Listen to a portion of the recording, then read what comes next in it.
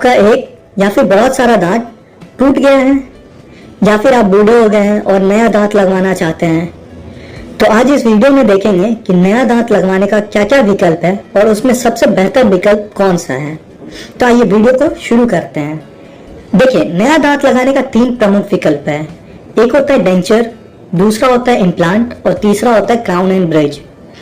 तो पहला डेंचर क्या होता है, जो जनरली आप लोग पहले मूवी में देखते होंगे कि आदमी बोलते बोलते उसके मुंह से दांत निकल जाता है, उसी को डेंचर कहते हैं। और दूसरा जो था इम्प्लांट। इम्प्लांट में क्या होता है कि हमारा जो मसूड़ा है, मसूड़े के नीचे बोन होता है, हड्डी होती है, उसी हड्डी में एक स्क्रू जैसा स्ट्रक्चर को फिक्स किया जाता है और उसके ऊपर नकली दांत लगा देते हैं। और क्राउन और ब्रिज में क्या होता है कि जहाँ का दांत गायब है उसके दोनों बगल के दांत से सपोर्ट लेकर के उसके बीच में नकली दांत को लगा दिया जाता है। तो आइए अब इन तीनों तरीकों को डिटेल में समझते हैं और देखते हैं कि कौन सा तरीका सबसे बेहतर है। तो देखिए, सबसे पहला था डेंचर। डेंचर में क्या था, ये नकली दांत और मसूड़ा जैसा दिखने वाला स्ट्रक्चर साथ नहीं आता है। इसको मोस्टली निकाल करके साफ सफाई करके फिर से वापस पहना जा सकता है, मतलब ये रिमूवेबल होता है, जब भी चाहे इसको निकाल सकते हैं। अब ये 2 टाइप का होता है, एक होता है पार्शियल डेंचर और दूसरा होता है कंप्लीट डेंचर। पार्शियल डेंचर क्या होता है, जब हमारा 1 या 2 दांत टूटा होता है ना, तो वहां पर इस चीज को लगाया जाता है, तो उसको पार्शियल डेंचर कहते हैं। और कंप्लीट डेंचर हो गया कि ऊपर और नीचे दोनों सारे दांत पे हमको नकली दांत लगाना है, तो डेंचर के हेल्प से जब पूरे दांत को रिप्लेस कर देते हैं डेंचर से, तो उसको कंप्लीट डेंचर कहते हैं। अब नकली दांत लगाने का जो दूसरा तरीका था वो था इम्प्लांट। तो इम्प्लांट में मेनली 3 स्टेप होता है। पहला होता है कि मसूड़े के नीचे जो हड्डी होती है उसमें छेद करना है। अब दूसरा स्टेप क्या होता है, उस छेद में स्क्रू जैसा दिखने वाले स्ट्रक्चर को फिट करते हैं। और तीसरा स्टेप क्या होता है कि उस स्क्रू जैसे दिखने वाले स्ट्रक्चर पे नकली दांत को बिठा देते हैं। यही होता है इम्प्लांट में। अब देखते हैं नकली दांत लगाने का तीसरा तरीका, जिसको कि क्राउन एंड ब्रिज कहते हैं। इसमें क्या होता है कि जहां पे दांत टूटा होता है उसके दोनों बगल के जो दांत होते हैं उसको थोड़ा छील दिया जाता है, और उसको छीलने के बाद उसके ऊपर में दांत के जैसा दिखने वाला एक स्ट्रक्चर होता है, उसको क्राउन बोलते हैं, उसको फिट किया जाता है। और इस दोनों क्राउन के बीच में ही नकली दांत होता है। जहां पे हमारा दांत टूटा था उस जगह पे नकली दांत लग गया, और कहां से सपोर्ट लिया गया, उसके जो बगल के दोनों दांत थे उस दोनों दांत से सपोर्ट लेकर के यहाँ पे नकली दांत को फिक्स कर दिया गया। लेकिन इसमें प्रॉब्लम क्या होता है कि जो बगल के दांत को हम लोग छील देते हैं ना, तो इससे क्या होता है कि दोनों बगल के दांत ना कमजोर हो जाते हैं, और ऐसा कमजोर होने की वजह से क्या होता है कि इनमें इन्फेक्शन होने का चांसेस बढ़ जाता है। अब जो नकली क्राउन इसके ऊपर लगा हुआ है उसके और असली दांत के बीच में अगर फूड पार्टिकल्स फंस जाता है तो ये दांत सड़ने लगता है, और बहुत सारे केसेस में ये दांत सड़ भी जाते हैं। तो अब ऐसे में क्या होता है कि फिर से अब उस दांत को भी हटा करके उस दांत के जो बगल में दांत है उससे सपोर्ट लिया जाता है, और इस दांत के जगह पे भी नकली दांत को लगाया जाता है।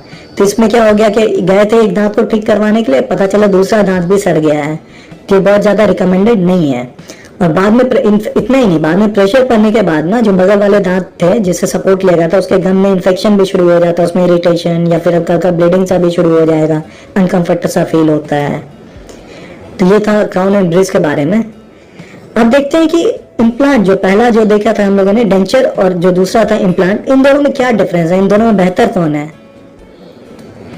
जब डेंचर को लगाते हैं ना तो क्या होता है कि जब हम लोग खाना खाते हैं ना तो इसमें प्रेशर पड़ता है, और प्रेशर पड़ता है ना तो हमारे मसूड़े के नीचे बोन होता है, हड्डी होता है, यह हड्डी धीरे धीरे कमने लगता है, तो डेंचर में बोन लॉस होता है। दूसरा चीज क्या है कि ये इन्फेक्शन भी क्रिएट करता है। होता है क्या कि जो मसूड़ा जो हमारा था, ओरल टिश्यू जो मसूड़ा था और ये डेंचर के बीच में थोड़ा गैप होता है, इसमें क्या होता है कि बैक्टीरिया बैठ जाते हैं और ये इन्फेक्शन क्रिएट करने लगते हैं, जिसकी वजह से वहाँ पे इन्फ्लेमेशन जो स्वेलिंग होता है या फिर अनइजीनेस, थोड़ा सा अजीब सा लगेगा, इरिटेशन होगा, ये सारा चीज बहुत ही कॉमनली होता है इसमें। इतना ही नहीं, इसमें एक और प्रॉब्लम आ जाता है कि अगर अपर डेंचर पहनते हैं, जो ऊपर वाले दांत में अगर पूरा डेंचर लगाते हैं, तो उसमें क्या होता है ना कि ऊपर का जो तालू होता है ना, उस तालू पे एक प्लास्टिक का लेयर चढ़ जाता है, जिस वजह से फूड का टेस्ट भी, जो खाना खाएंगे ना उसका टेस्ट भी आपको सही से नहीं पता चलेगा, और बोलने में भी प्रॉब्लम होगा। बहुत बार अगर आप हंस देंगे पूरा मुंह खोल के तो वो पूरा मुंह से बाहर भी आ जाता है। तो ये सारे प्रॉब्लम्स इसमें रहते हैं। और इसके साथ साथ आपको जो कड़ा खाना होता है ना, जो स्टिकी या फिर हार्ड फूड होते हैं, ये सब चीज भी आपको अवॉइड करना पड़ेगा, उसको आप नहीं खा पाएंगे। तो ये बहुत सारे सिचुएशन में देखा है कि ये माल न्यूट्रिशन का भी एक रीजन बन जाता है बहुत सारे लोगों में।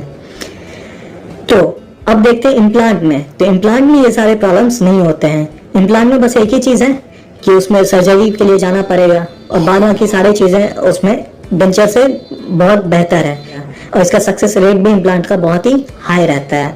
और आपको जो भी खाना है आप आराम से खा सकते हैं, उसमें मेंटेनेंस भी कुछ भी नहीं लगता, और एकदम बहुत ही नेचुरल लगता है, जैसे आपका नॉर्मल जैसे नेचुरल टूथ था, जो नेचुरल दांत था उसी के जैसा बिल्कुल ये दिखने में भी लगता है, और मेंटेन भी ब्रश जैसे नॉर्मली करते थे सारा कुछ आप नॉर्मली ही करेंगे, आपको पता भी नहीं चलेगा कि आपके पास नकली दांत लगा हुआ है।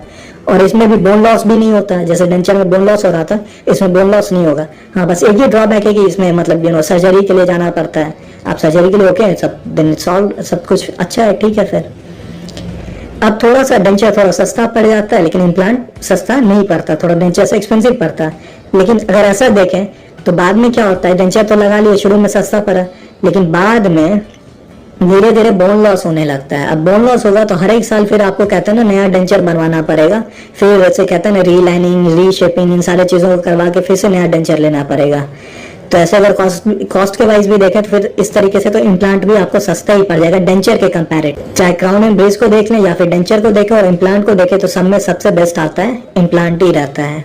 ये आपको बहुत ही नेचुरल फील भी देता है, और बोन लॉस या कुछ भी नहीं होगा। तो इन सारे में सबसे बेस्ट ऑप्शन अगर नकली दांत लगवाना है तो इम्प्लांट की तरफ मूव करें। अब एक दो क्वेश्चन देख लेते हैं कि मेंटेनेंस किस में ज्यादा लगता है, डेंचर में या फिर इम्प्लांट में। तो ऑब्वियसली बात है कि डेंचर में मेंटेनेंस ज्यादा लगता है, आपको रात में हमेशा मुंह से निकाल करके उसको रखना पड़ेगा, उसको पूरी रात आप पहन नहीं सकते, उसको फिर वाटर में कहते हैं ना सोक करके उसमें डुबो करके रखना पड़ेगा, या फिर स्पेशल क्लीनिंग के लिए आता है डेंचर क्लीन करने के लिए, उस सॉल्यूशन में डालना पड़ेगा आपको। बट इम्प्लांट के साथ ऐसा नहीं है।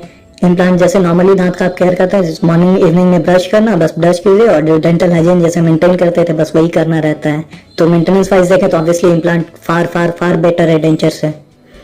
तो आज इस वीडियो में हम लोगों ने देख लिया कि नकली दांत लगाने का कौन कौन सा ऑप्शन है और कौन सा ऑप्शन सबसे बेस्ट है। Thank you so much for watching this video.